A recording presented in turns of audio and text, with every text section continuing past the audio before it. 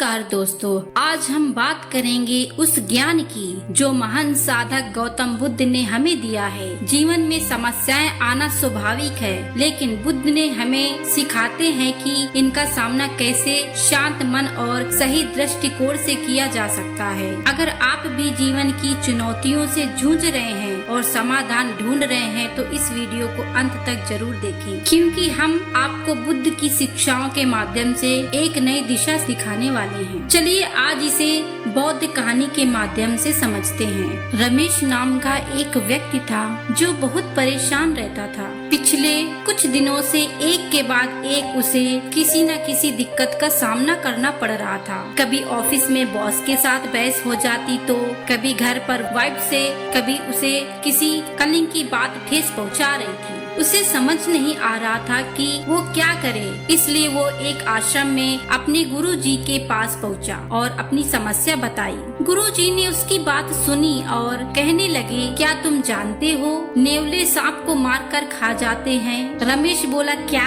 फिर गुरुजी बोले, कितना अद्भुत है, ये छोटे से नेवले इतने जहरीले कोबरा सांप तक को मारकर खा जाते हैं। ऐसा लगता है कि नेवले को सांप ने इतनी बार काटा है कि उनके अंदर एक प्रतिरोधक क्षमता विकसित हो गई है और अब उनके ऊपर जहर का कोई असर नहीं होता। रमेश को कुछ समझ नहीं आ रहा था कि गुरुजी आखिर कहना क्या चाह रहे हैं और ये बात को घुमा घुमा कर क्यों बता रहे हैं। फिर गुरुजी बोले, क्या तुम जानते हो जंगली इलाकों में एक प्रजाति के छोटे छोटे मेढक होते हैं जो बेहद जहरीले होते हैं। वे पैदाइशी ऐसे नहीं होते, वे रोज थोड़ा थोड़ा कर ऐसा खाना खाते हैं कि उनके पूरे शरीर में जहर भर जाता है और लोग उनसे दूरी बनाकर रहते हैं। ये सुनकर रमेश से रहा नहीं गया और वह झल्ला कर बोला, मुझे समझ नहीं आता कि मैंने आपसे अपनी लाइफ की प्रॉब्लम शेयर करने आया हूँ और आप मुझे जंतु विज्ञान पढ़ा रहे हैं। गुरुजी मुस्कुराए, बेटा तुम जहर रूपी दर्द या परेशानी को अनुभव करो